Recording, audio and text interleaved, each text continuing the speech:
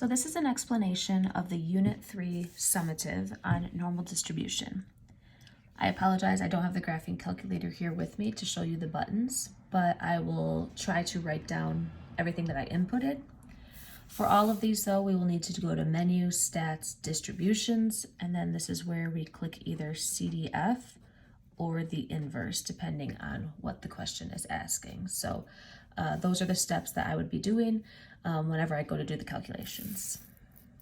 All right, so for this first one, it says a line for tickets at a local concert has a wait time of 20 with a standard deviation of 4. That says draw and label the curve. So this is worth 2 points and hopefully an easy 2 points. So for this one, you're just going to draw a symmetrical curve. Directly in the center is the mean, which in this case is 20. And then you always go 3 to the right. So 1, 2, 3, and 3 to the left. 1, 2, 3. From there, you take the standard deviation, which in this case is 4, and you are just going to add 4 each time to the right and subtract 4 each time to the right, to the left. So we have 24, 28, and 32. And then subtracting, we go 16, 12, and 8. And that's all you needed for this one. If you put the percentages in here with the 34%, etc., you absolutely were not wrong. You just did more work than you needed. Then it says, if 2,000 ticket buyers were in line, how many of them would you expect to wait for more than 25? Now, I don't want to ruin my answer here, so I'm just going to sketch this. Remember, this is 20. And so somewhere to the right over here, you have the number 25.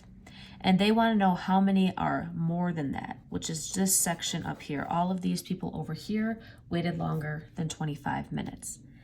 And so what you would do, whenever it says how many, you are going to find the percent and multiply it by how many tickets there were. So if you can find out like 25% are up here, 10% are up here, 43% are up here, you can then take that percent and multiply it by how many tickets there were to find the actual amount of tickets. So in this case, because you are finding a percent, this is an example of CDF. And so your lower bound is going to be the 25, because that's the lower part here. Remember, we're trying to find this shaded area.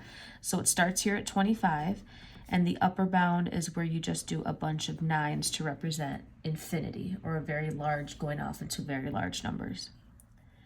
And then we have our mean of 20 and our standard deviation of 4. When you do this, you get the answer of 0.1056. What that is saying is that this represents 10.56% of people are from 25 and up. Remember, the question asked how many.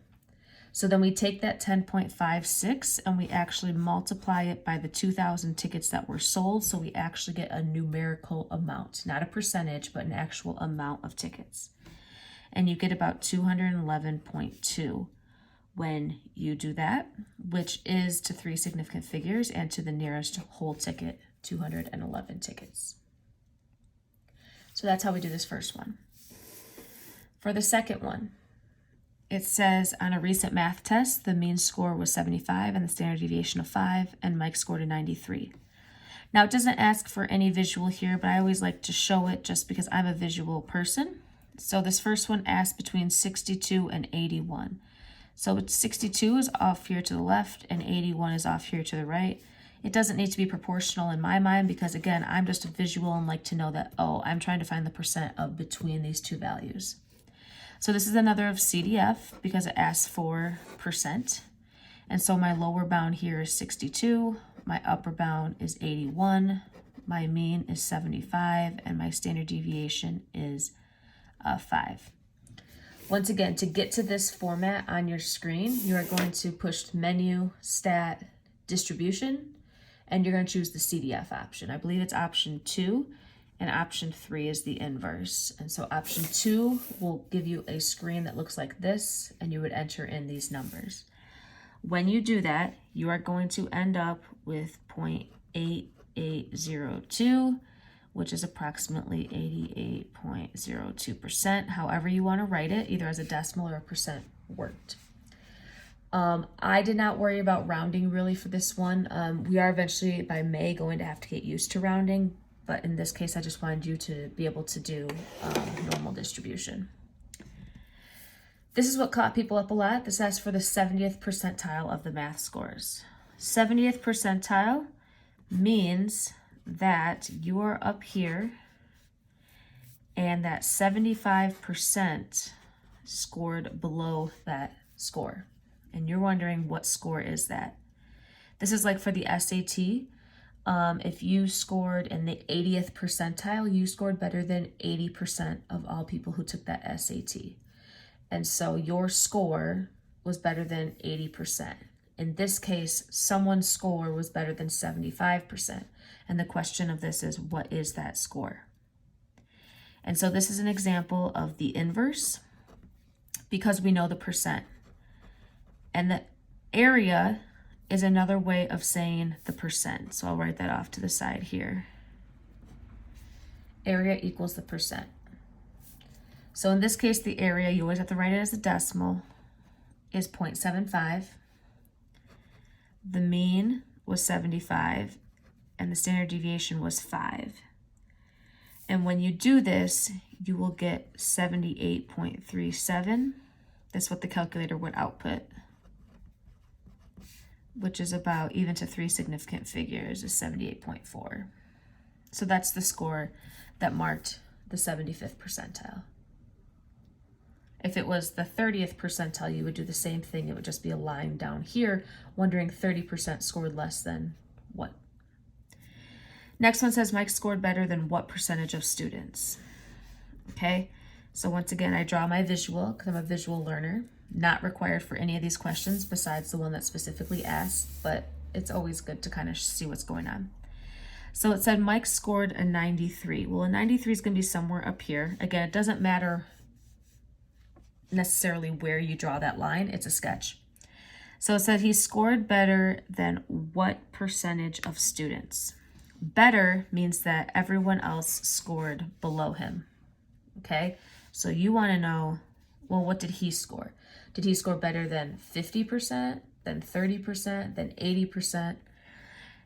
Now, as a check, we know that the mean right here is what divvies this up into 50% here and 50% here. It literally is the halfway mark. So we know that he did, like this number that we get for this percent that's over in this direction should be larger than 50% because not only is it the left half of the mean, it's also some of the right half as well, which means it's more than 50%. It's this 50 plus part of this 50, okay? So again, we're looking for a percent here. And so we are actually doing the CDF because we know the lower bound and upper bound, we don't know the percent. So in this case, the lower bound is where we are starting off over here and going all the way up to 93 is our upper bound. So we want to go from over here all the way up to 93. Now this is an example of where we need to represent negative infinity is basically what we're representing. And our calculator does that for us as the default. It tells us that we're going to start off to all the small numbers here and we're going to stop at 93. The mean is 75 and our standard deviation is 5, and this output was 0.9998. I liked to see this because I knew that it was exact, but I understood why some people basically said 100%, so I gave you points for that as well, as long as I could see some work that goes along with it. Okay, so hopefully that makes sense on the front side. Showed an example of a CDF, multiplying by a value, and some inverse. So let's apply it to the back side as well. All right, this says the monthly income of 5,000 workers in a Microsoft plant are distributed normally. Suppose the mean income is 1,250 and the standard deviation is 250. It says 80% of workers earn less than how much per month? Okay, again, I'm visual, so this is 1,250. Remember, this represents 50% are less than this and 50% are more than this. That's what the mean is representing, 50 and 50. Now it says 80% of the workers earn less than. less than means that they're going to be shaded on the left-hand side because they're going to be some marker that they all earn less than that. And so that means it's up here because remember, this is 50% and this is going to be the other 50%. Again, this is just a visual. You don't have to draw this, but I'm just explaining my reasoning of why it helps me. And so I want to know what this number is that all of a sudden 80% is now below that amount. Okay? And so this is an example of an inverse because I know the percent, I don't know the number. So the inverse here is where we are going to do the area is 0.80 because that's the percentage below. The mean is the 1250 and the standard deviation is 250. When you do this, you would get 1460.41, which means that 80% earn less than $1,460.41. Then it says how many. I tried to bold them to let you know that not only do you have to find the percent, but you then have to multiply, and they said there's 5,000 workers. So what you do here is that how many workers earn less than $850? Okay, well, remember I start with my visual. $850 is going to be to the left of here because it's less than the $1250, so I'm just going to mark it as $850. And I want to know, okay, well, how many are below this number? So my lower bound is once again the default, which is negative infinity. My upper bound is the 850. My standard deviation is the my mean is the 1250 and my standard deviation is the 250. When I do this, I get an output of 0.054794, I believe. Sorry, remember I don't have my calculator, so I'm going off of what I have written down on my answer key. This is the percentage that's down here. So it looks like 5% earns less than that 850. Well, if I actually have to take that amount and multiply it by the 5,000 workers, that's where it gives me the 273.996. Now these are humans, so just for the context of the question, I'm going to say about 274 workers make less than that. So I actually took the percent and said this is actually humans that make less than. Okay, what percentage of workers work between 850 and 1200? So again, I like my visual of the 1250 right here halfway, and then it's between the 850 and 1200 is actually right here. Both of them are to the left-hand side.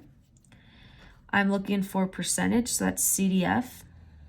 CDF is going to be the lower bound of 850, the upper bound of 1200, mean of 1250, and standard deviation of 250. And when I do that, I get 36.6%. And you can write this as a decimal or as a percent. I accepted either of those. Okay. And then lastly, the top 5% workers make more than X dollars. So they're giving you a percent. So I'm down here. They're giving you a percent and says the top 5%. So that's the top up here. The top 5% make more than what number? Now this is an example where we have to do the inverse, but remember, this is a key here that the inverse has to be the area below the number you are looking for. They gave us above. So we are actually going to put in for the area, you are going to put in 0.95 because if 5% is above, 95% is below for a total of 100%. Okay. Mean is the 1250. Standard deviation is the 250. And when you do this, you get $1,661.21. So the top 5% workers make more than this, and the other 95% make less than this. This right here gave us this marker for the quantity of how much they make. Okay, so there's that problem. And then the last one was just matching up some of these standard deviations. So first off, just looking at this, I can tell that this A is very different than these other three, right? These all line up, it's just different heights and different shapes. This A is throwing this off. And so the mean is equivalent to the location, and the standard deviation is equivalent to the shape. Okay, so this mean right here is the halfway point, which by sketch looks like it's here at -2. Now there is only one that has a -2, so that means my lowercase a is going to match with uppercase D, because this uppercase D has the mean of 2 that's going to match with lowercase a. From there, I need to match the shape of these three, because they all have a mean of 0, which the rest have a mean of 0, but the standard deviation is what changes. Okay, so the smaller the standard deviation means that it's going to be skinny. That's because your increments, if you think about drawing this graph here, you know, wider increments is going to have a wider curve versus smaller increments are going to have a thinner curve. Okay, and those increments are the standard deviations. And so the smaller standard deviation, the skinnier, and a large standard deviation is going to be wider.